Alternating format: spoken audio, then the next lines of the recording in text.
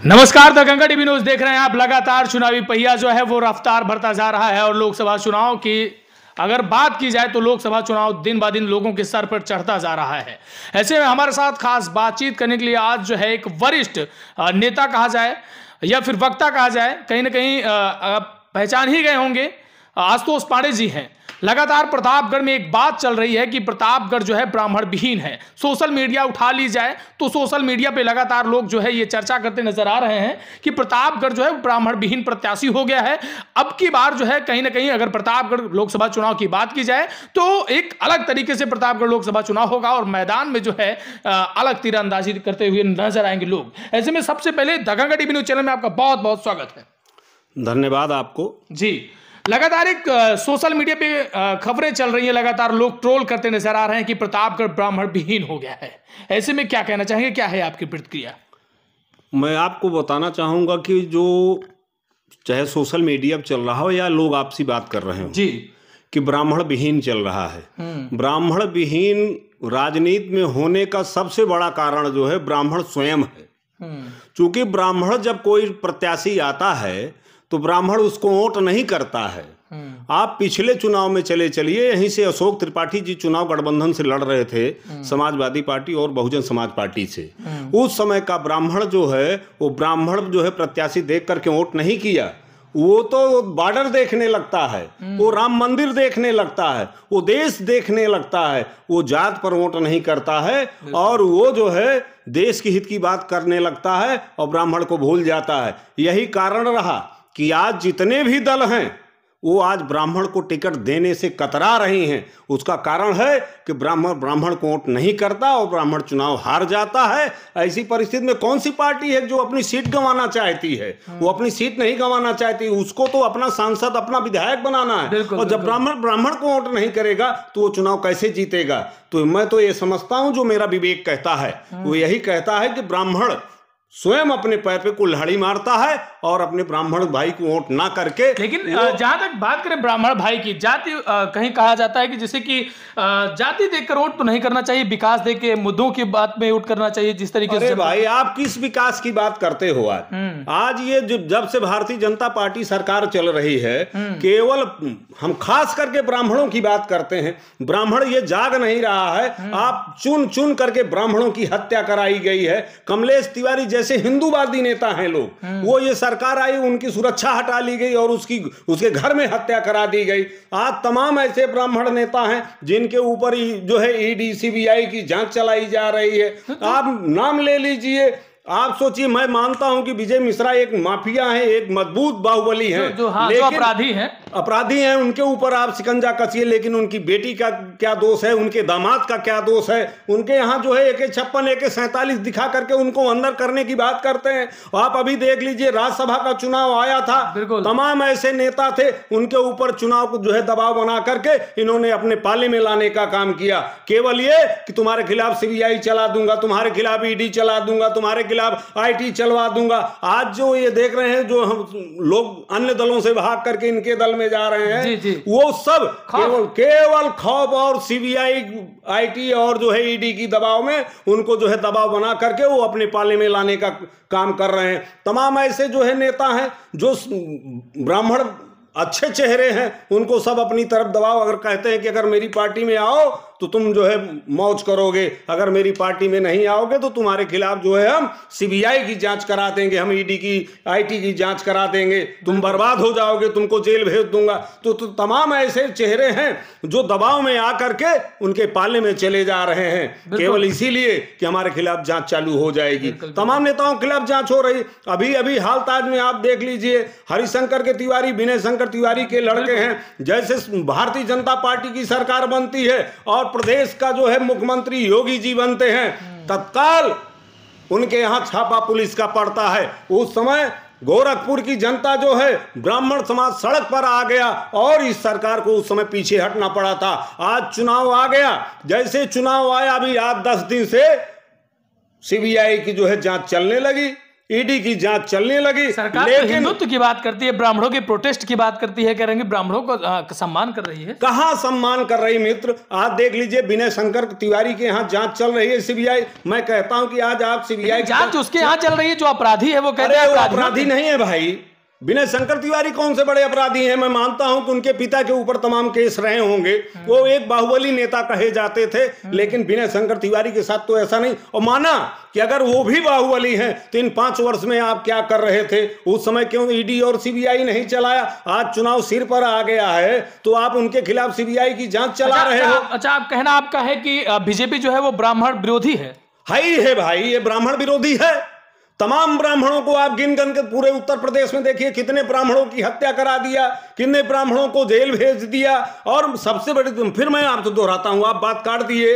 विनय शंकर तिवारी के केवल जानते हैं क्या है? इन्होंने दबाव बनाया होगा कि आप मेरी पार्टी में आ जाओ। नहीं आए वो, क्योंकि एक जो जमीर वाला है वो कभी टूटता नहीं है, वो खंड खंड टूट जाएगा, लेकिन स्वाभिमान और सम्मान का खिलवाड़ नहीं कर सकता अपने वो। और उसी में विनय शंकर तिवारी हैं। उन्होंने कहा ये ब्राह्मण की अस्मिता का सवाल है, मैं टूट जाऊंगा लेकिन टूटूंगा नहीं इनके आगे, झुकूंगा नहीं इनके आगे। आज चाहे जितनी जांच करा लो, आज चुनाव आते ही आपको क्यों याद आ गई उनके यहाँ सीबीआई की जांच आप करा रहे हो? आज क्यों करा रहे हो? आप यही 5 साल पहले से कराए होते। क्योंकि चुनाव आ गया है तो आप जितने बड़े नेता हैं जो जानते हैं कि अगर ये चुनाव मैदान में आएगा और चुनाव जीत जाएगा, और जो दूसरे दल में हैं उनको सबको दबाव बना करके अपनी पार्टी में भरने का काम कर रहे हैं, अपनी पार्टी को मजबूत करने का काम कर रहे हैं। मैं ये कहना चाहता हूं, जितने भ्रष्टाचारी थे उनके खिलाफ आप जो है कहते हो कि भ्रष्टाचारी है, घोटालेबाज है, और उसके बाद दबाव बनाते हो, अपनी पार्टी में ले लेते हो। कौन सी आपकी वॉशिंग मशीन है कि वो भ्रष्टाचार से जो है वो साफ हो जाता है, घोटालेबाज से साफ हो जाता है? आप आपके पार्टी में आ गया तो वो जो है ईमानदार हो गया। इसके पहले आप कहते हो कि बेईमान है। बिल्कुल। तो इन लोगों का चेहरा जो है ना अब धीरे धीरे बेनकाब हो रहा है और जनता समझ रही है ये केवल सरकार बनाने की जुगत रखते हैं, इसके अलावा नहीं करते। आज तो सबसे बड़ा भ्रष्टाचारी तो भारतीय जनता पार्टी है। उनमें लोग जितने आज घुसे हो, आप पूरे हिंदुस्तान में देख लीजिए, अन्य दलों के बड़े बड़े नेताओं को लगभग 700 लोगों को इन्होंने ज्वाइन कराया, जिसमें तमाम पूर्व मुख्यमंत्री भी हैं। बिल्कुल। अब बात करेंगे प्रतापगढ़ की। लगातार जो प्रतापगढ़ में ब्राह्मण विहीन का चल रहा है, लगातार अगर बात करें प्रतापगढ़ के प्रत्याशियों की तो समाजवादी पार्टी ने जो है एसपी पटेल को अपना प्रत्याशी बनाया है, वहीं दूसरी तरफ बीजेपी ने जो है संगम लाल गुप्ता को प्रत्याशी बनाया है, जिसको लेकर तरह तरह की चर्चाएं क्षेत्र में लगने लगी हैं। क्या लगता है कि ब्राह्मण लाभी जो है वो किस ओर अब जाने वाली है? क्या ब्राह्मण लाभी जो है बीजेपी की ओर जाएगी या फिर समाजवादी पार्टी की ओर जाएगी? देखिए, ऐसा है, अभी ब्राह्मण मन बना रहा है। आज सुबह से तमाम ब्राह्मणों को मैं नाम नहीं बताऊंगा, बड़े अच्छे अच्छे चेहरे हैं, उन लोगों का मेरे पास फोन आया कि पांडे जी अपने आप प्रत्याशी को लेकर के आइए, हम आपके साथ चलेंगे, हमको जो है भारतीय जनता पार्टी को हराना है। क्योंकि इन्होंने काम नहीं, धरातल पे कोई काम नहीं किया, हवाई बात करते हैं ये लोग भोंपू लगा करके। आपको मैं बताना चाहूंगा कि ये सब जितने हैं ये गिरोह है। भारतीय जनता पार्टी अटल बिहारी वाजपेयी वाली नहीं रही। अब ये तो जो है एक कॉर्पोरेट हो गई है, एक संस्था चला रहे हैं ये लोग। ये तो योगी और मोदी और अमित शाह, ये एक कंपनी चल रही है। अच्छा, कंपनी है, एक कंपनी है। अब ये पार्टी नहीं रह गई। पार्टी उस समय थी जब माननीय अटल बिहारी वाजपेयी जी रहा करते थे, लाल कृष्ण आडवाणी जी रहा करते थे, मुरली मनोहर जोशी जी रहा करते थे। बीजेपी का इतना विरोध क्यों? पार्टी के नेता समाजवादी पार्टी नेता है क्या? इनके कथनी और करनी में अंतर।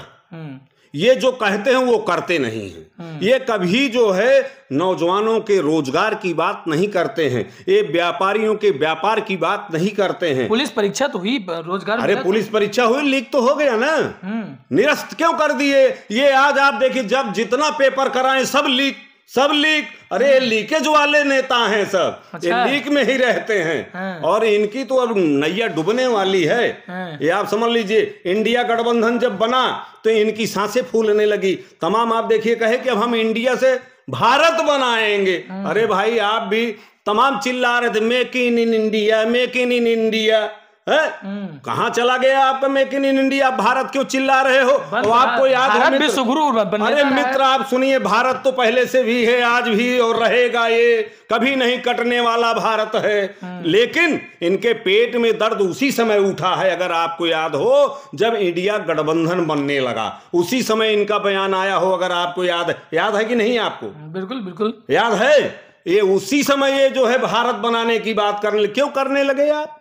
है चिल्लाते तो मेक इन इंडिया हो, लेकिन अब तुम्हारे पेट में दर्द होने लगा। चूंकि ये जब इंडिया गठबंधन बना तो इनकी सांसें, इनके पेट में दर्द शुरू हो गया कि अब मेरी नैया डूबने वाली है, तो ये शगुफा फेंकना चालू कर दिए कब हम इंडिया से हम भारत बनाएंगे। अच्छा। आप बताइए कौन सा इनका जो है जुमला फेंक रहे हैं। ये जुमलेबाज लोग हैं, झूठे हैं, ये रात दिन झूठ बोलते हैं, पब्लिक को गुमराह करके। एक चीज मैं आपको बताऊं, जनता को तो ये जो है निकम्मा बनाने का काम कर रहे हैं। ये राशन देकर कहते कि हम राशन दे रहे हैं, हम जनता।